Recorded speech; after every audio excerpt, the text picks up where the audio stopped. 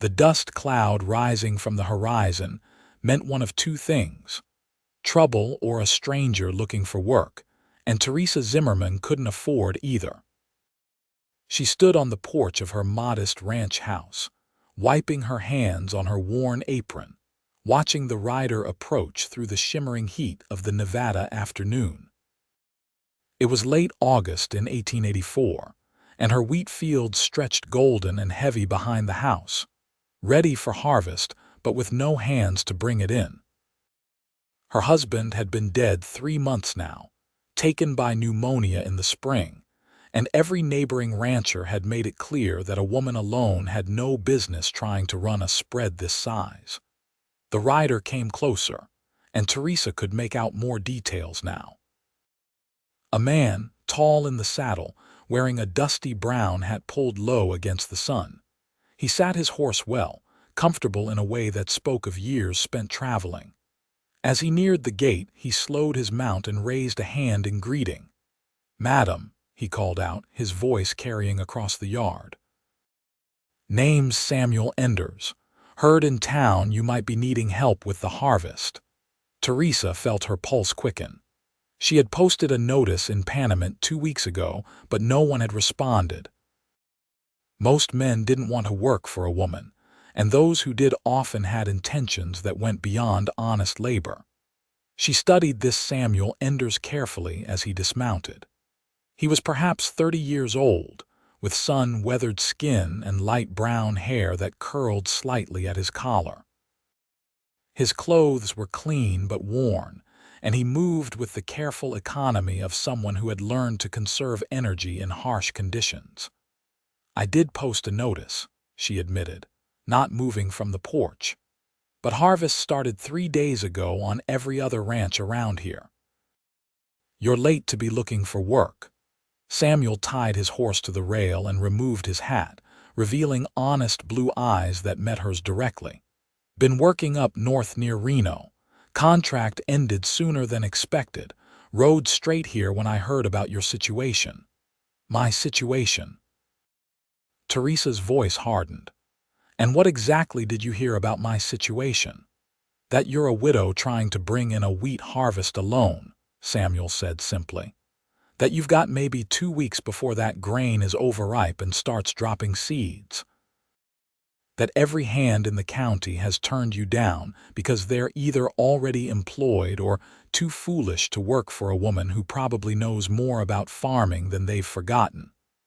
Despite herself, Teresa felt a smile tug at her lips.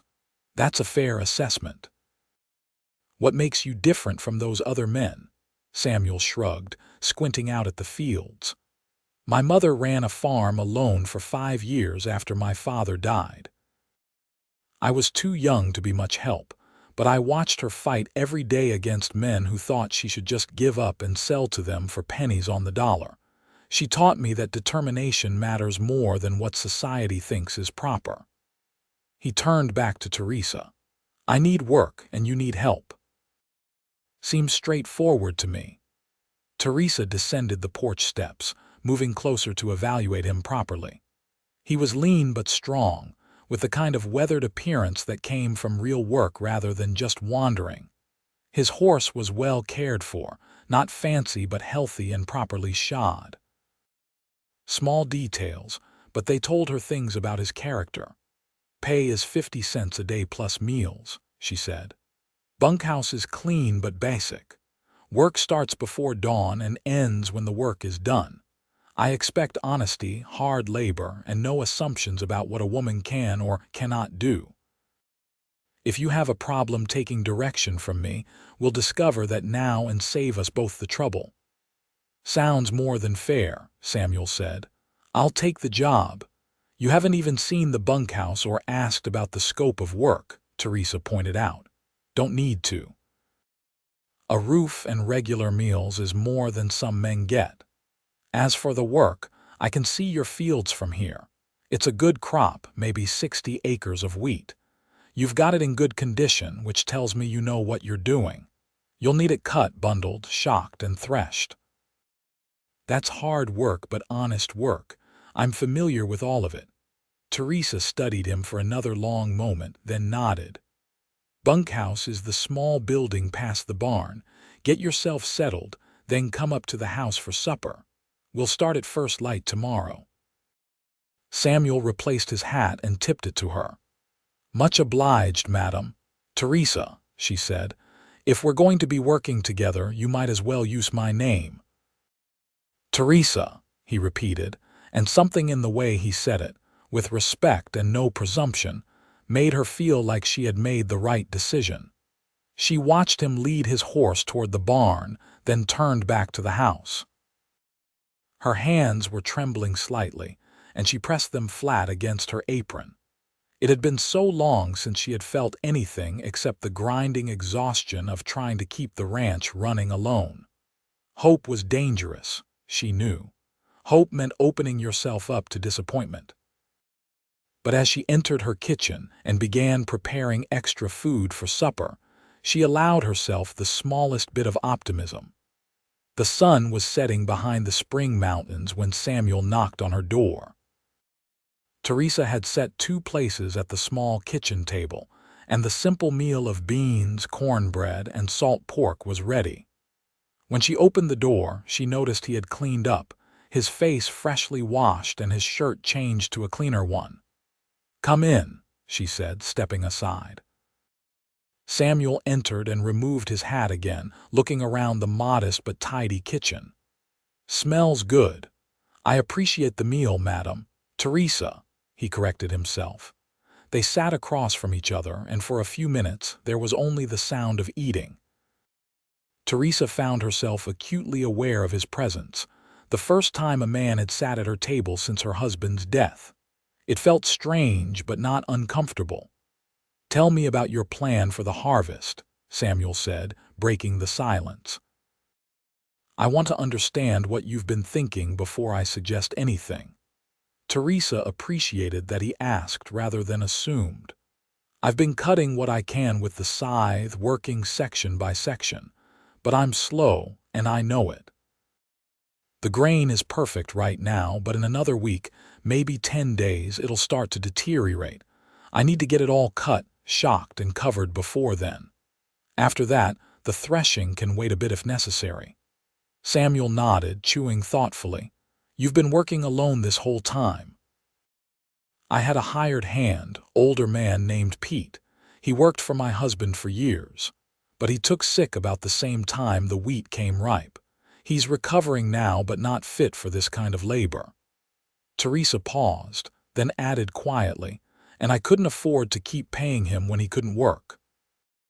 "What about neighbors?" offered to help, Teresa said, her voice tight. "But only if I'd agree to sell them portions of my land at reduced prices or accept their sons as suitors or other arrangements I had no interest in making." Samuel's jaw tightened. "I see." "This ranch is mine," Teresa said firmly. "My husband and I built it together, but I was equal partner in every decision, every bit of work. I won't sell it off in pieces just because people think a woman can't manage alone." "No reason you should," Samuel agreed. "From what I've seen so far, you've been managing just fine. You just need help with the harvest, which is more work than one person can handle regardless of gender." Something in Teresa's chest loosened at his matter-of-fact acceptance. "So what do you suggest?" "I'll start with the cutting.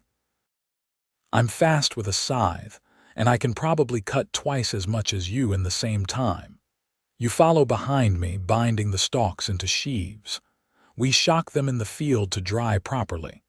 With 2 of us working steady, we can probably get the whole crop in within a week, maybe less if the weather holds. And the threshing. We'll need to talk to people in town. There's usually someone with a threshing machine who contracts out for a share of the crop.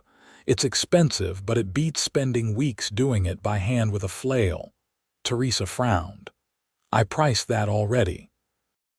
"The only man in Panamint with a threshing machine wanted 30% of my wheat. That's robbery."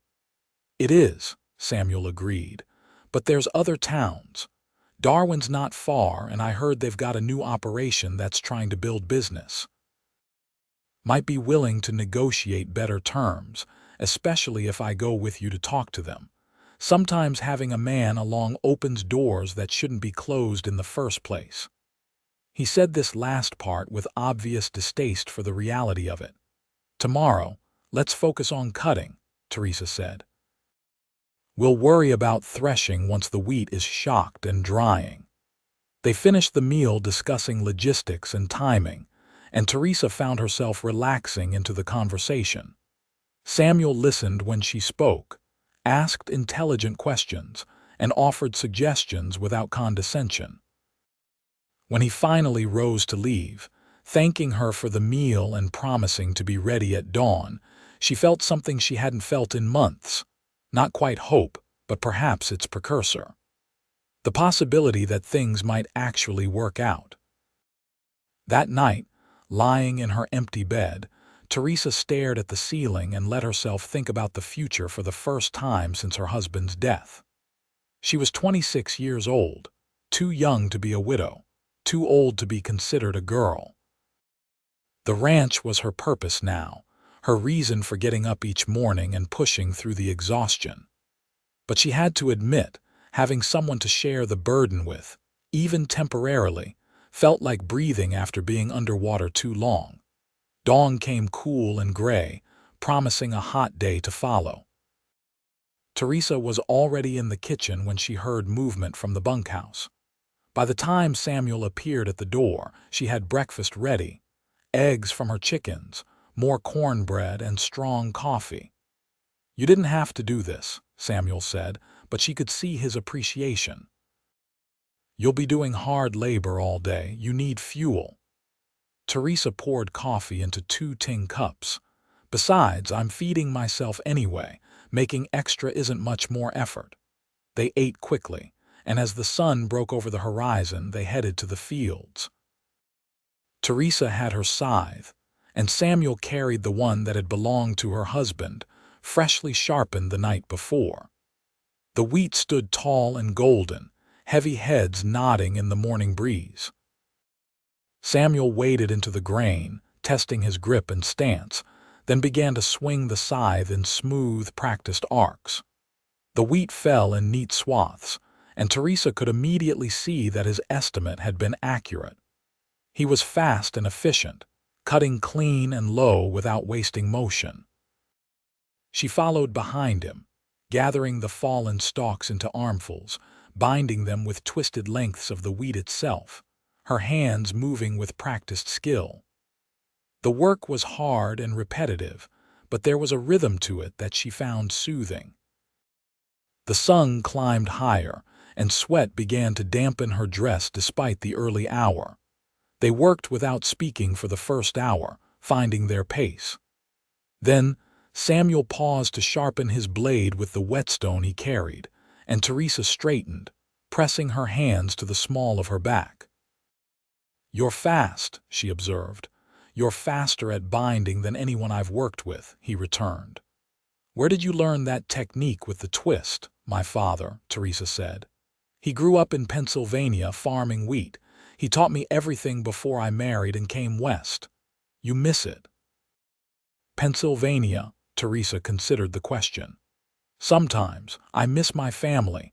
But this place, this land, it's mine in a way nothing back east ever was.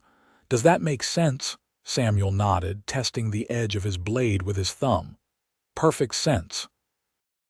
My family was from Missouri, but I left when I was 19. Wanted to see what was beyond the next horizon. Found out pretty quick that the horizon just keeps moving, but the work stays the same wherever you go." He smiled, and it softened his weathered face. "Eventually figured out that place matters less than purpose." "And what's your purpose?" Teresa asked. He was quiet for a moment, then shrugged. "Still working that out, I suppose. Right now it's helping you bring in this harvest." He returned to work before she could respond, his scythe whispering through the wheat. They fell back into the rhythm, and the morning passed. When the sun reached its zenith, Teresa called a halt. They retreated to the shade of a large cottonwood at the edge of the field, where she had left a jug of water and some bread and cheese. "You're going to work yourself to death in this heat," Teresa said as Samuel drank deeply from the jug. "I've worked in worse." Summer in the Sacramento Valley is like standing in an oven. This is almost pleasant in comparison. Teresa bit into the cheese, studying him. "Why did you really come here? There's got to be easier work than harvest labor." Samuel leaned back against the tree trunk, his eyes distant. "I told you about my mother.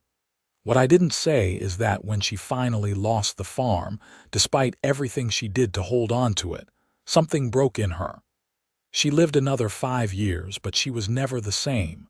I was 16 when it happened, and I couldn't do anything to stop it." He looked at Teresa directly. "When I heard about a widow trying to bring in a harvest alone, fighting to keep what was hers, I guess I saw a chance to do what I couldn't do then." The honesty of it struck Teresa silent for a moment. "I'm sorry about your mother. Thank you." Samuel took another drink, then stood. "But we can't change the past. We can only work on now. You ready to get back to it?" They worked through the afternoon, and true to Samuel's prediction, they cut twice as much as Teresa had managed alone in previous days. By the time the sun began to sink toward the western mountains, they had a substantial section cut and shocked, the bound sheaves standing in neat rows that would allow air circulation for proper drying. Walking back to the ranch house, both of them filthy and exhausted, Teresa felt a satisfaction she hadn't experienced in months. Real progress, visible and measurable. Samuel had proven himself capable and reliable, and more than that, he treated her like an equal partner in the work. "Same arrangement tomorrow?" Samuel asked as they reached the yard. "I'll come up for breakfast. We work until done. You provide meals." "Unless you have objections," Teresa said. "None at all. Your cooking is better than anything I'd make for myself." He grinned, and she found herself smiling back. The days developed a pattern. Breakfast before dawn, work through the morning and afternoon with a brief rest during the worst heat, then back to the house for supper as evening fell. They talked while they worked and during meals, sharing stories of their lives, their families, their experiences of the unforgiving Western territories. Teresa learned that Samuel had worked on ranches, mines, railroad crews, and lumber camps throughout Nevada and California. He had saved most of his wages, avoiding the vices that consumed so many men's earnings. He was well-read, surprisingly so for a man who moved from job to job, and carried a small collection of books in his saddlebags. Samuel learned that Teresa had married at 20, choosing a man 12 years her senior who had promised her a partnership rather than ownership. Her husband, James, had been true to his word, teaching her everything about running the ranch, consulting her on every decision.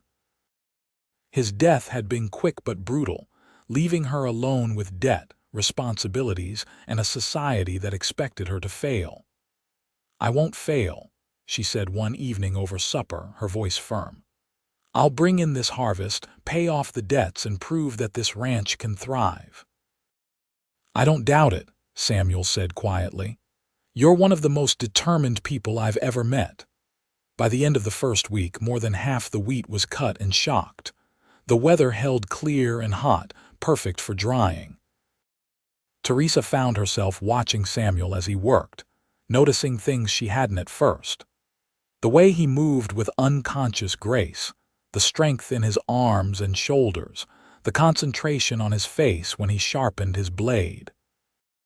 The way he sometimes sang quietly to himself as he worked, old ballads and work songs that made the labor pass faster.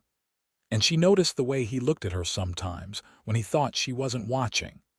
Not with the predatory calculation she had seen from some men, but with something softer. Respect, certainly, but also something else. Interest, perhaps. A awareness of her as a woman and not just an employer. The realization unsettled her. She had loved her husband, mourned him deeply. The thought of feeling anything for another man seemed like a betrayal, even though she knew intellectually that James would have wanted her to find happiness again. But Samuel wasn't just any man. He was kind, honest, hardworking, and he treated her like an equal. In another life, under different circumstances, she might have. Teresa cut off that line of thinking. He was here to work, nothing more. When the harvest was done, he would move on to the next job and she would continue alone as she had planned. Except, she found herself hoping he wouldn't. That thought scared her more than anything. On the 8th day, they were working on the far section of the field when Samuel suddenly stopped mid-swing. Teresa, several paces behind, looked up to see him staring toward the road. "We've got visitors," he said quietly. 3 riders were approaching the ranch house, silhouetted against the afternoon sun. Teresa's stomach tightened. She recognized the lead horse, a distinctive gray gelding that belonged to Marcus Pritchard, who owned the largest spread in the valley.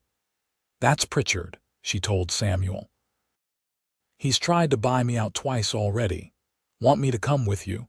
Teresa started to refuse automatically, then reconsidered. "Yes. Actually, I would appreciate that." They walked back together, reaching the yard just as Pritchard and his 2 men dismounted.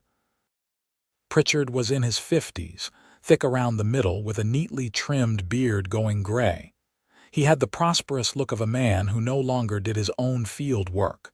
"Teresa," he said, his tone falsely jovial, "I see you found some help after all." "Mr. Pritchard," Teresa responded coolly. "What can I do for you?" "Just being neighborly, checking on how your harvest is going. These are difficult times for a woman alone." His eyes slid to Samuel dismissively. "Though I suppose a hired hand is better than nothing." "The harvest is proceeding well," Teresa said. "We'll have everything cut and shocked within a few days." Pritchard's expression hardened slightly. "That's what I've been hearing in town. Folks are talking about how determined you are to hold onto this place. I admire that, I do. But determination only goes so far. You've got debts, Teresa. The bank won't wait forever and winter is coming. How are you planning to manage this ranch through the cold months without a man to help?" "The same way I've been managing it for months now," Teresa said. "With hard work and careful planning. Now, don't be stubborn." Pritchard stepped closer, his voice taking on a wheedling tone. "I'm prepared to offer you a fair price for this land, enough to pay off your debts and set yourself up in town with a nice little house. You could live comfortably, maybe find yourself a new husband eventually. A young woman like you shouldn't be out here alone." Teresa felt her temper rising.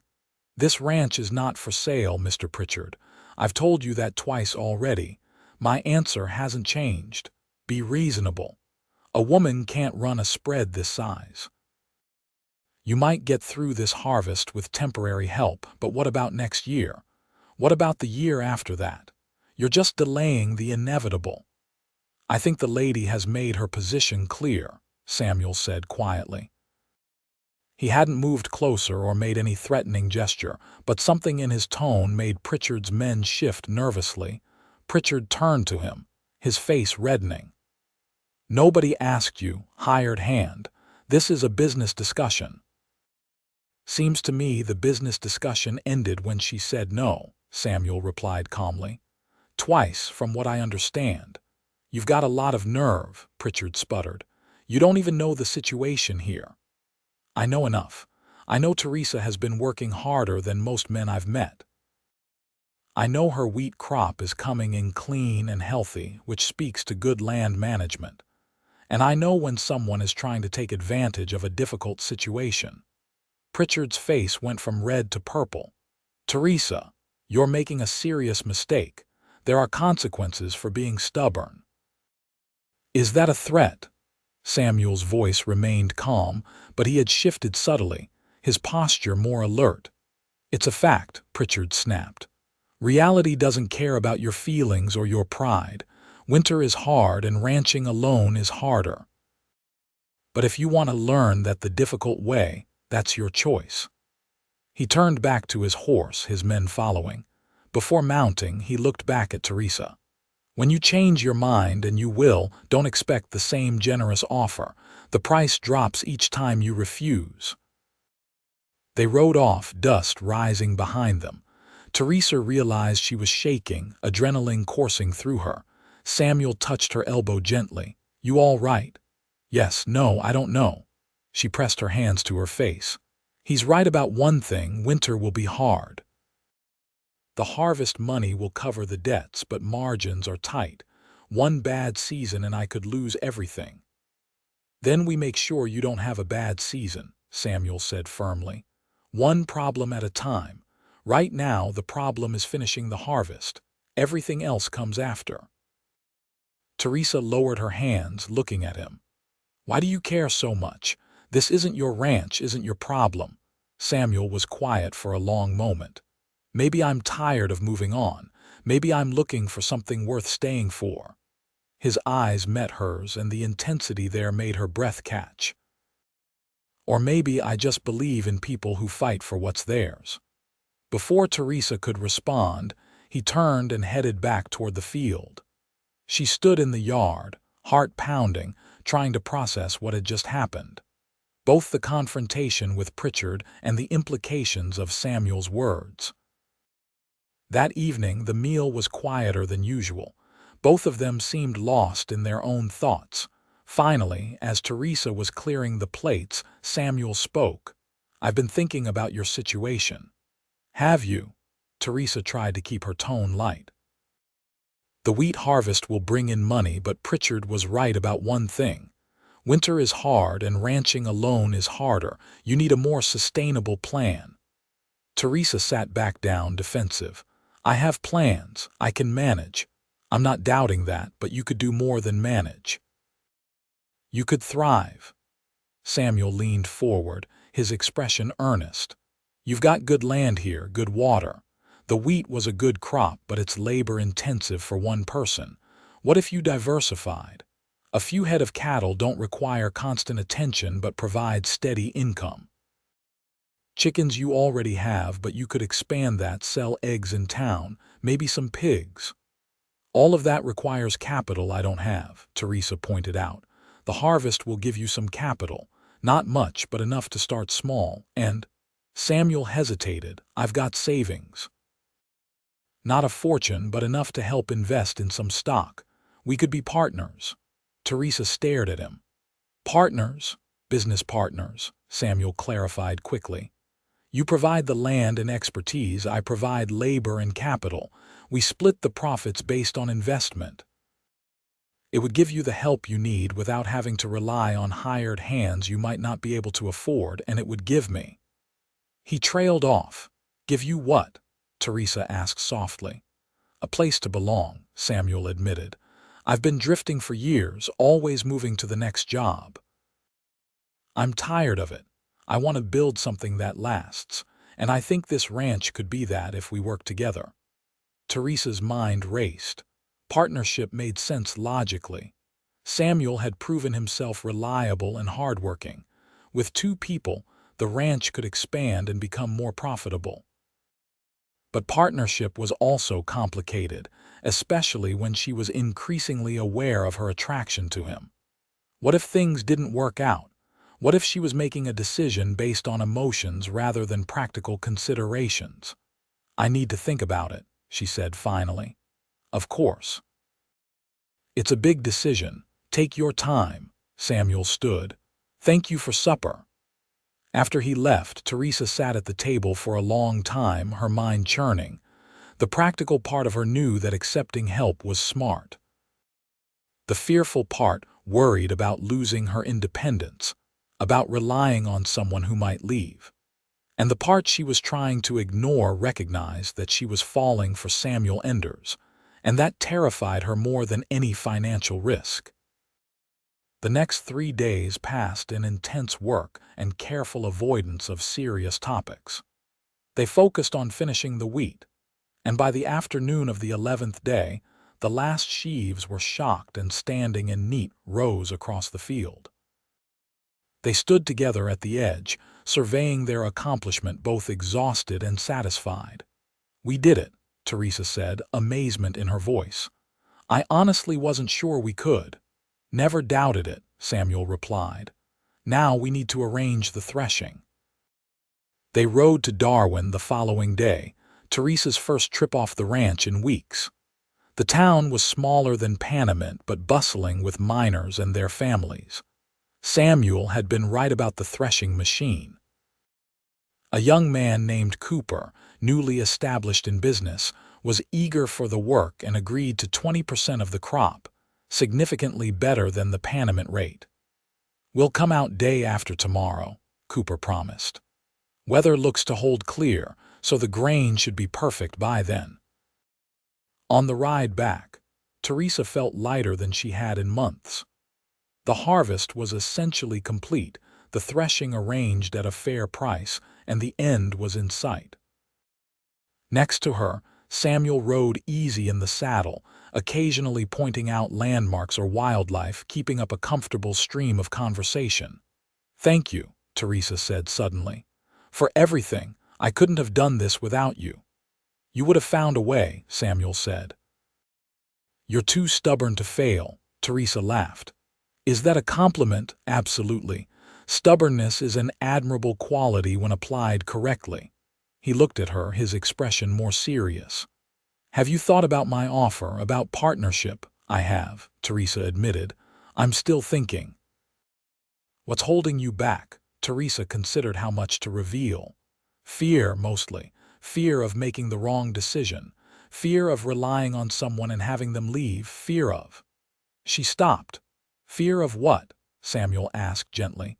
"Fear of wanting things I'm not sure I should want," she said quietly. Samuel was silent for a long moment. Then he said, "For what it's worth, I'm afraid too. Afraid of staying in one place and failing. Afraid of offering to stay and being rejected. Afraid of caring about someone and having it not matter." Teresa's breath caught. "Samuel, you don't have to say anything," he interrupted. "I just want you to know that whatever you decide about the partnership, about the ranch, I respect your choice. But I also want you to know that I'm not offering partnership just for business reasons. I'm offering because I can't imagine riding away from here, from you." They had stopped their horses, facing each other on the dusty road. Teresa's heart was pounding so hard she was sure he could hear it. "I'm not ready," she said, her voice barely above a whisper. "James has only been gone 3 months. I loved him. I still love him. And the thought of feeling something for someone else feels like betrayal."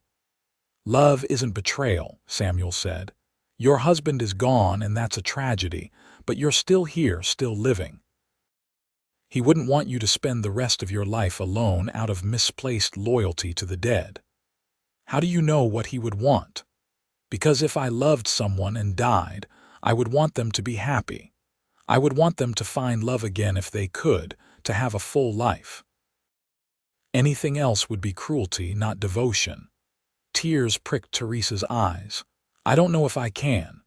"You don't have to know right now. All I'm asking is that you don't close the door completely. Think about the partnership. Think about the possibility of more. And whatever you decide, I'll accept it." They rode the rest of the way in silence, but it was a comfortable silence, full of understanding rather than awkwardness. When they reached the ranch, Teresa made supper as usual, but there was a new awareness between them, a recognition of feelings acknowledged if not acted upon. That night, lying in bed, Teresa let herself truly consider what Samuel had offered. Not just the practical partnership, but the emotional possibility. She thought about her husband James, about the love they had shared. It had been a good marriage, built on mutual respect and affection. James had been a good man, kind and patient if not particularly passionate. They had been partners in every sense, working together to build the ranch. But James was gone, and she was 26 years old with potentially decades of life ahead of her. Did she really want to spend all those years alone? Was closing her heart to possibility honoring James's memory, or simply hiding from fear? And Samuel was nothing like James. Where her husband had been methodical and cautious, Samuel was intuitive and adaptable. Where James had been content with routine, Samuel had stories of adventures across half the Western territories. But like James, Samuel treated her with respect, valued her opinions, and worked beside her as an equal. More than that, she was attracted to Samuel in a way she had never quite felt with James. There was chemistry between them, a spark that made her heart race and her skin tingle when he was near. The way he looked at her sometimes, like she was the most fascinating thing he had ever seen. The way his rare smiles transformed his serious face. The strength in his hands and the gentleness with which he used it. Teresa allowed herself to imagine what it might be like. Accepting the partnership, working together not just through harvest but through all seasons. Learning more about each other, building trust and friendship into something deeper. Eventually, perhaps, sharing more than just work and meals. Having someone to talk to in the evenings, someone to rely on when things got difficult, someone to celebrate with when things went well. Having someone to love and be loved by. The thought both thrilled and terrified her. But by the time sleep finally claimed her, she had reached a decision. The threshing crew arrived as promised, Cooper and his 2 assistants with the machine loaded on a massive wagon pulled by 4 horses. The process was loud, dusty, and efficient. The dried wheat sheaves were fed into the machine, which beat out the grain, separated it from the chaff, and deposited clean wheat into sacks. Teresa and Samuel worked alongside the crew, hauling sheaves from the shocks, loading sacks, keeping the operation running smoothly. By the end of the second day, all the wheat was threshed, and Cooper measured out his 20% payment in grain. "Good crop," he said approvingly. "Clean and plump, you should get a good price for this in town." After the crew left, Teresa and Samuel stood in the barn looking at the stacked sacks of wheat. It represented months of work, worry, and hope. Teresa found herself blinking back tears. "Hey," Samuel said gently, "you all right?" "I did it," Teresa whispered. "We did it. The harvest is done and it's good and I can pay the debts and have money left over. The ranch is safe." "The ranch is safe," Samuel agreed. "You should be proud." Teresa turned to him. "I've been thinking about your offer." Samuel went very still. "And?" "I want to accept. The partnership, I mean. It makes sense practically and I trust you. You've proven yourself reliable and honorable. I think we could build something good here together." Relief and happiness flooded Samuel's face. "Thank you. You won't regret this." "There's more," Teresa said, gathering her courage. "I've also been thinking about what you said on the road, about not closing doors. And I think I'd like to see where things might go, between us. Not rushing anything, but also not pretending there's nothing there." Samuel took a step closer. "Are you sure? I don't want you to feel pressured. I'm sure. I'm terrified, but I'm sure." Teresa managed a shaky smile. "I haven't felt this way since I was a girl, and even then it was never quite like this. You make me nervous and excited and hopeful all at once. You make me want to stay in one place for the first time in my life," Samuel said quietly. "You make me think about futures instead of just next week's. You make me." He reached out slowly, giving her time to pull away, and gently tucked a strand of hair behind her ear. "You make me want things I thought I'd given up on." Teresa's breath caught at the tenderness of the gesture. "What kinds of things?" "A home. A partnership. Someone to share the burdens and joys with, someone to care for and be cared for by." His hand cupped her cheek, his thumb brushing gently across her cheekbone. "Someone to love." "Samuel," Teresa breathed, and then his lips were on hers, gentle and questioning. She answered by leaning into the kiss, her hands coming up to grip his shirt, pulling him closer. The kiss deepened, and Teresa felt like she was falling and flying simultaneously. It was different from kissing James, more intense, more consuming. When they finally broke apart, both breathing hard, she felt dizzy. "Was that all right?" Samuel asked, his forehead resting against hers. "More than all right," Teresa assured him. "But Samuel, I need you to understand. I did love my husband. I mourned him. I still miss him sometimes. But I'm ready to move forward. I'm ready to see what we might become together." "I understand. And I'm not asking you to forget him or stop caring about his memory. I'm just asking for a chance to build something new with you." "You have it," Teresa promised. Over the following weeks, their relationship developed alongside the business partnership. Samuel used his savings to purchase 6 head of cattle and materials to expand the chicken coop. They formalized their partnership with a written agreement, splitting profits based on investment and labor contributions. Samuel moved his few possessions from the bunkhouse into the main house, taking James's old study as his bedroom, respecting Teresa's need to move forward at her own pace. They worked together managing the ranch, planning for winter, preparing for the next year's planting. In the evenings, they would sit on the porch, talking about everything and nothing, learning each other's stories, hopes, and dreams. Samuel continued to surprise her with his depth of knowledge about farming, animals, and land management, much of it learned from his mother and years of varied work. Teresa found herself laughing more than she had in years. Samuel had a dry wit that caught her off guard, and he seemed to delight in making her smile. He was affectionate in small ways, a touch on her shoulder as he passed, helping her with tasks without being asked, bringing her coffee in the morning exactly how she liked it. Their physical relationship progressed slowly, respectfully. Kisses grew more frequent and passionate, but Samuel never pushed for more, always following her lead. Teresa appreciated his patience even as her own desire grew stronger. 2 months after the harvest, Teresa woke early on a Sunday morning with a feeling of certainty.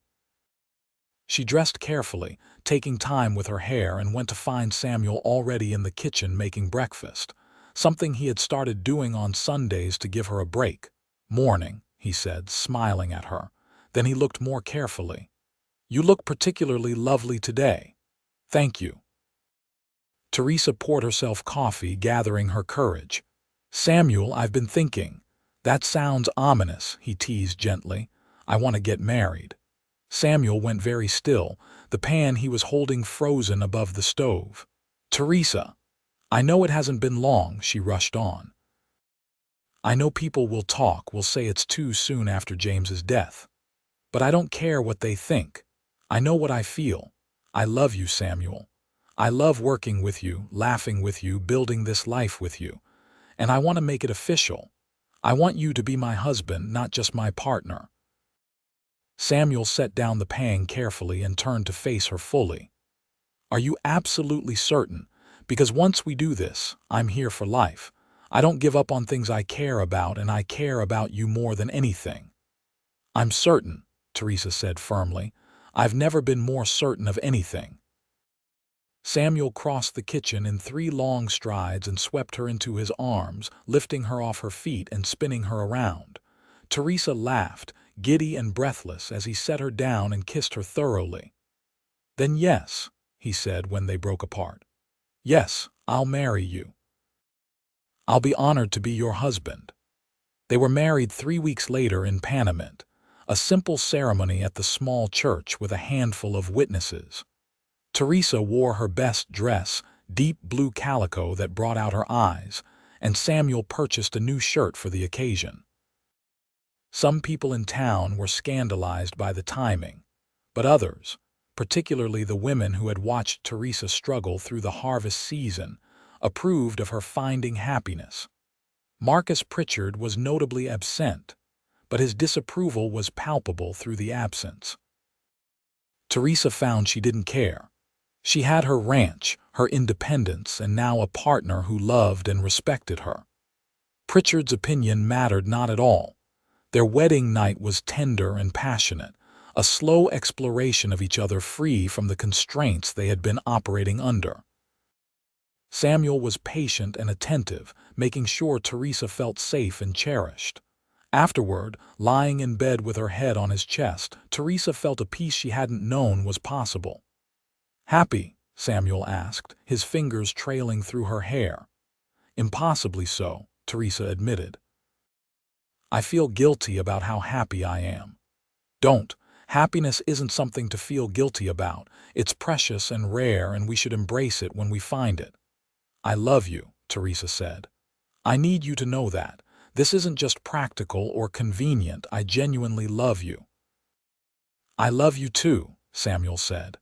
"From the moment I rode up to your ranch and saw you standing on that porch, refusing to be defeated, I think part of me knew. I just had to wait for you to be ready." Winter came, cold but manageable. The cattle thrived on the dried grass, and the expanded chicken operation provided steady income from egg sales. Samuel proved as skilled at winter ranch management as he had been at harvest. He repaired equipment, maintained buildings, and planned improvements for spring. In February, Teresa realized her monthly courses were late. The realization brought a mixture of joy and anxiety. She had wanted children with James, but it had never happened. Now, at 27, the possibility of pregnancy filled her with hope and fear in equal measure. She told Samuel one evening after supper, watching his face carefully for his reaction. His eyes went wide, then soft with wonder. "A baby," he said, his voice hushed. "You're sure?"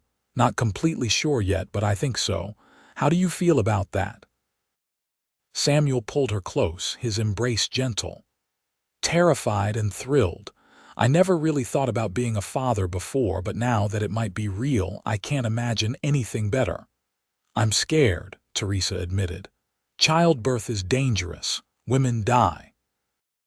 "You're strong and healthy," Samuel said firmly, "and I'll be with you every step. We'll find you the best midwife and we'll prepare. You're going to be fine, and our baby is going to be fine." His confidence helped ease her anxiety. As winter turned to spring and her pregnancy became undeniable, Samuel became increasingly protective and attentive. He took on more of the physical labor, insisting Teresa focus on lighter tasks. He read everything he could find about pregnancy and childbirth, preparing obsessively for every possibility. The baby was born in early October, on a cool morning with autumn leaves falling outside the window. The labor was long and difficult, but the midwife was skilled, and Samuel's presence gave Teresa strength. When she finally heard the baby's first cry, Teresa wept with relief and joy. "It's a boy," the midwife announced, placing the cleaned and wrapped infant in Teresa's arms. Samuel stared at his son with an expression of awe. "He's perfect," he whispered.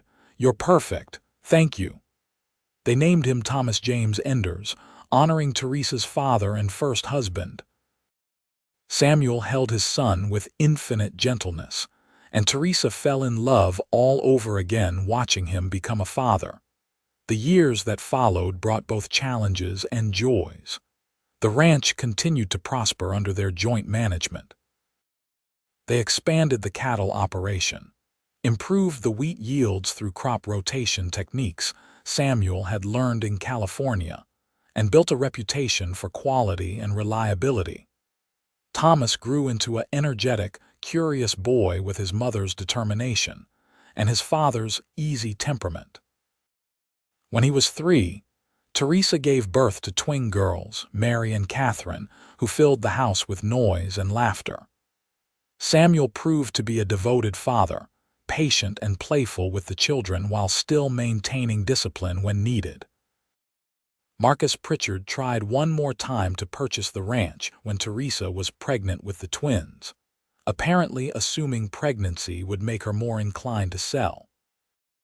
Samuel met him at the gate and informed him calmly that the ranch was not for sale, would never be for sale, and future visits would not be welcome. Pritchard left and never returned. The ranch became known throughout the region as one of the best managed properties, proof that unconventional arrangements could succeed with hard work and mutual respect. Other women facing similar circumstances began to seek Teresa's advice, and she freely shared what she had learned about surviving and thriving in a world that expected women to fail. On their 5th wedding anniversary, Samuel presented Teresa with a small wooden box he had carved himself. Inside was a folded piece of paper, the original help wanted notice she had posted in Panamint so long ago. "I kept it," he said, "as a reminder of the best decision I ever made." Teresa traced the faded writing, remembering that desperate woman who had written those words, unsure if anyone would answer, terrified of losing everything she had worked for. "Thank you for answering my notice," she said. "Thank you for seeing potential when I was struggling just to survive." "Thank you for giving me a chance," Samuel replied, "for trusting me when you had no reason to, for building this life with me." They stood on the porch, watching their children play in the yard, the wheat fields golden in the distance, the cattle grazing peacefully. The ranch that Teresa had fought so hard to keep had become more than she had ever imagined possible, not just a property to maintain, but a home full of love and laughter and purpose. "You ever regret it?" Teresa asked. "Giving up your freedom to settle here?" Samuel pulled her close, pressing a kiss to her temple. "Never. Freedom isn't about movement or lack of obligations. It's about choosing what matters and committing to it fully. I chose this. I chose you, and I would choose it again every single day." Thomas came running up to the porch, dirt smudged on his face and excitement in his eyes. "Pa, come see what I found by the creek." Samuel smiled at Teresa, then descended to follow his son. Teresa watched them go, her hand resting on her slightly rounded belly where a 4th child grew. Life wasn't always easy. The ranch demanded constant work, the children required endless attention, and the Western Territories remained unforgiving to those who faltered. But they had built something real and lasting. The ranch thrived, their family grew, and their love deepened with each passing season. Teresa had found purpose in fighting for her independence, and Samuel had found purpose in fighting alongside her. Together, they had created something neither could have achieved alone. As the sun began to set behind the spring mountains, painting the sky in shades of orange and gold, Teresa called her family in for supper. Samuel came first, Thomas riding on his shoulders while the twins trailed behind, chattering about their day. They gathered around the kitchen table, the same table where Teresa and Samuel had first shared a meal so many years ago. Looking around at her family, at the life they had built together, Teresa felt a gratitude so profound it nearly overwhelmed her. She had needed help with the harvest, desperate and alone. Samuel had needed purpose, drifting and searching. Neither of them had expected love, partnership, and a future that exceeded their wildest hopes, but they had found all of it and more in each other. The evening passed in comfortable domesticity. After supper, Samuel bathed the children while Teresa cleaned the kitchen. Then they reversed roles to get everyone ready for bed. They had developed routines over the years, patterns of cooperation that made even difficult tasks manageable. When the children were finally asleep, Teresa and Samuel returned to the porch, something that had become their ritual on clear evenings.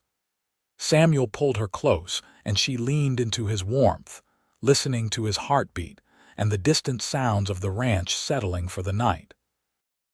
"I was thinking," Samuel said, "about expanding into horses. Not many, just a few good mares and a stallion. The children are getting old enough to ride seriously, and there's always demand for quality stock." "We could use the south pasture," Teresa suggested. It's got good grass and easy access to water. Exactly what I was thinking. Samuel's chest rumbled with quiet laughter.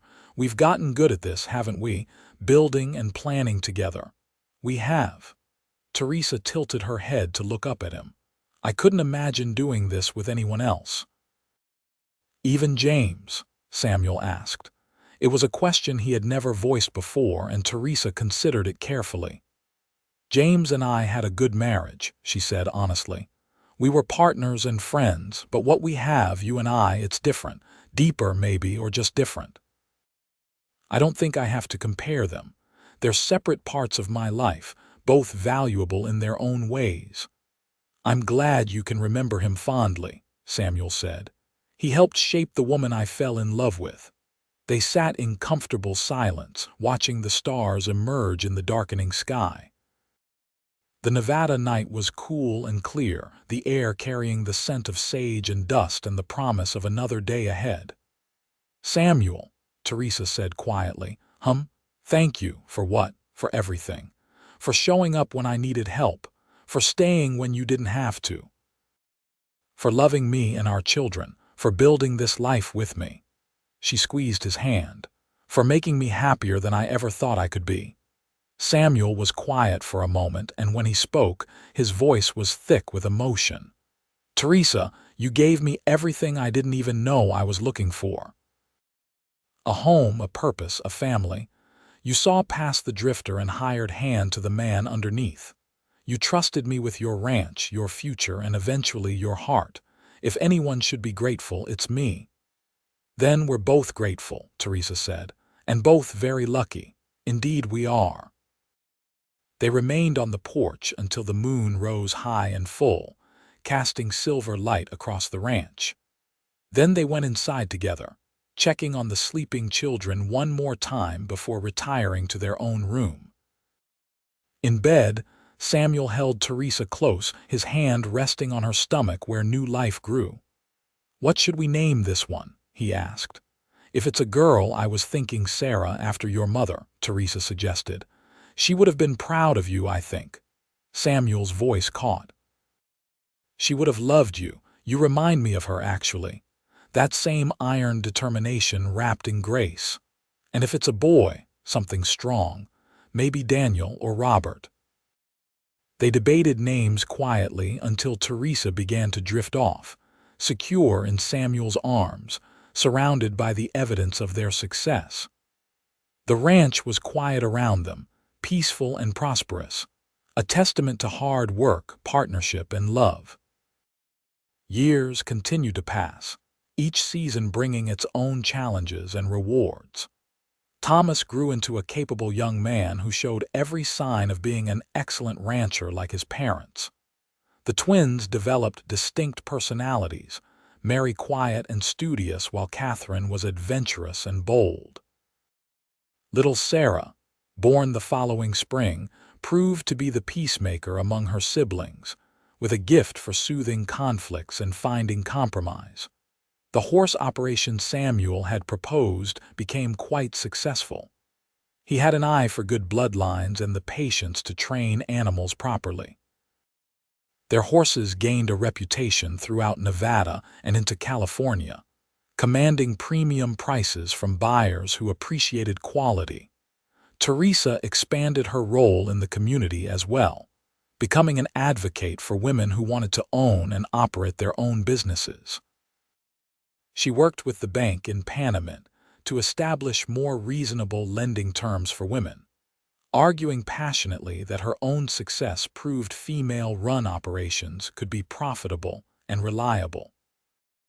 Though some resistance remained, she made progress, and other women began to find opportunities that had been denied to previous generations. On their 10th anniversary, Samuel surprised Teresa with a trip to San Francisco.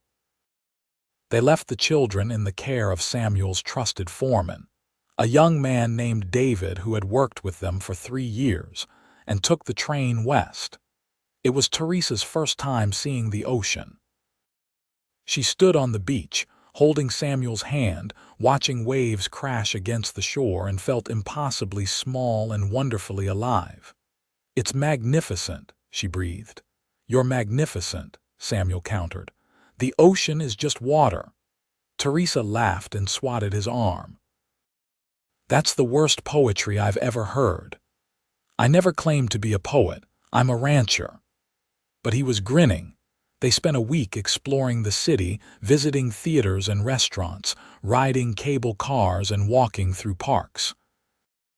It was wonderful and exotic, but by the end of the week, Teresa found herself missing the ranch, missing the children, missing the familiar rhythms of their life. "Ready to go home?" Samuel asked on their last evening, reading her mood accurately. "Yes," Teresa admitted. "As much as I've enjoyed this, home is where I want to be." "Me too," Samuel agreed. "Though I'm glad we did this. Every adventure is better with you." The train ride back gave them time to talk without the constant demands of ranch and children. They discussed their hopes for the future, plans for expanding operations, concerns about each child's development and education. "Thomas wants to go to agricultural college," Samuel said. "There's a good program starting up in California. He could learn modern techniques, bring back new knowledge to improve the ranch." "He's only 15, Teresa protested. "I'm not ready for him to leave." "Not yet, but in a few years, and he'd come back. This ranch is in his blood." Teresa knew Samuel was right, but the thought of her firstborn leaving still made her chest tight. How did time move so quickly?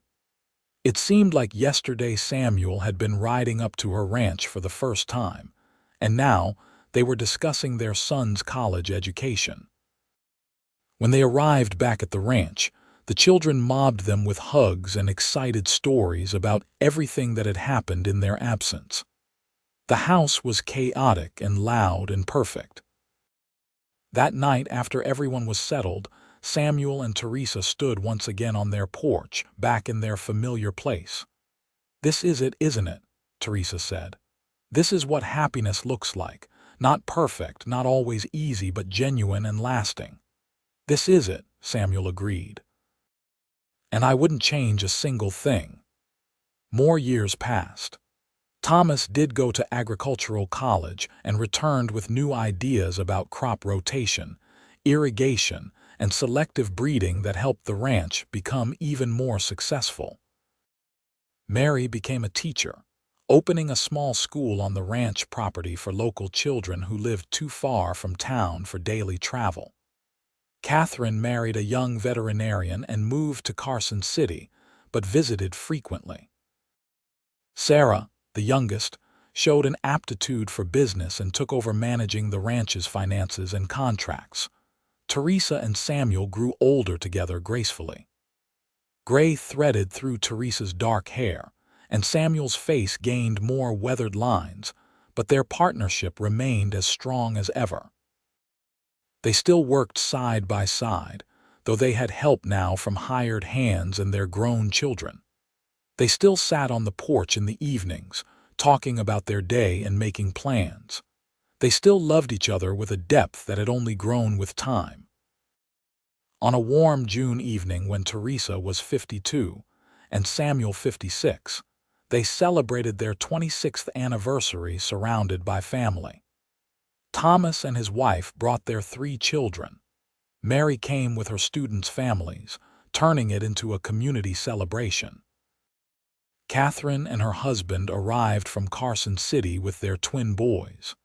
Sarah, still unmarried but contentedly so, organized the entire event with her characteristic efficiency. Marcus Pritchard had passed away 2 years earlier. His land eventually divided among his children and sold off piecemeal. The Enders Ranch, in contrast, remained whole and thriving, now spanning over 300 acres and supporting 2 generations comfortably. As the sun set and the celebration wound down, Teresa found herself standing at the edge of the wheat field, looking out over land she had fought so hard to keep. Samuel came to stand beside her, his arm sliding around her waist in the easy familiarity of decades together. "Thinking about the past?"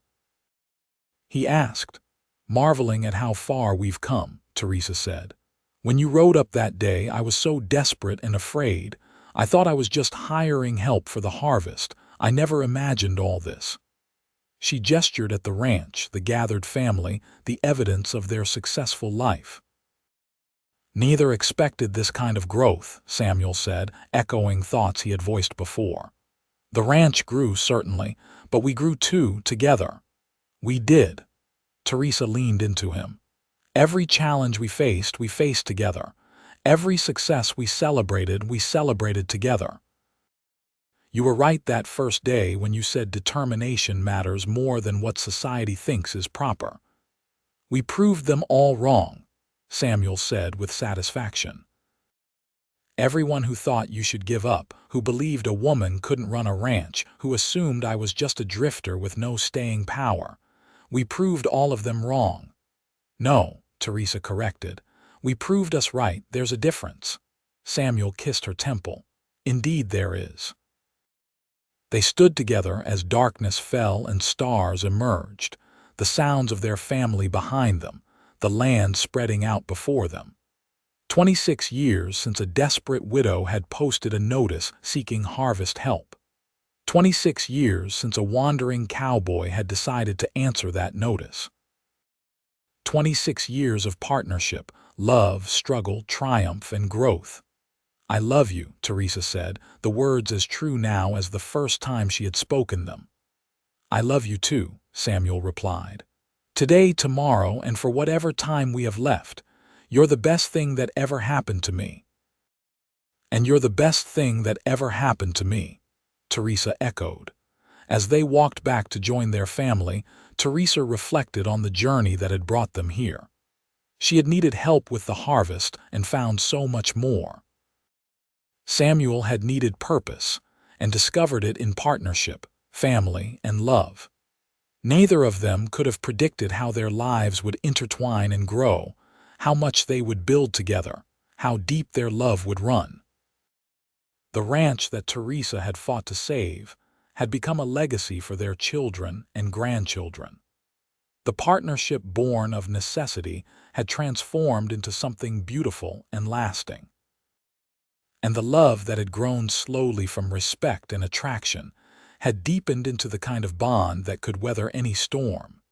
Years later, as Teresa sat on the porch in her rocking chair, older now and moving more slowly, she would look out over the ranch and remember. Remember the fear and desperation of those early days. Remember the first time she saw Samuel riding up the dusty road. Remember the harvest they had brought in together against all odds. Remember the moment she realized she loved him and the courage it took to admit it. Samuel would sit beside her, his hand finding hers with the ease of long practice, and they would watch the sunset together as they had countless times before. Their children and grandchildren would carry on the work they had started, improving and expanding while maintaining the values of hard work, integrity, and partnership that Teresa and Samuel had embodied. The ranch would continue long after they were gone, but the love story that had saved it and built it into something remarkable would be told and retold. The story of a widow who refused to give up, and a cowboy who found purpose in helping her succeed. The story of two people who had grown together, building not just a successful ranch but a life filled with love, family, and meaning. And when Teresa and Samuel finally passed, many years later within months of each other, they would be remembered not just as successful ranchers, but as proof that love can bloom in the most unlikely circumstances. That partnership built on respect and equality can thrive. That second chances exist for those brave enough to take them. That growth, the most important kind, happens not in fields and herds but in hearts willing to open. Their story became legend in the Panamint Valley, told around fires and dinner tables for generations. The rancher who needed help with harvest and the cowboy who stayed. Neither expected love, neither expected the depth of partnership they would forge, and neither expected the legacy they would create. But they found all of it together, and in finding it, proved that the best stories are the ones where people grow beyond what they thought possible, reaching for something better and finding it in each other's arms.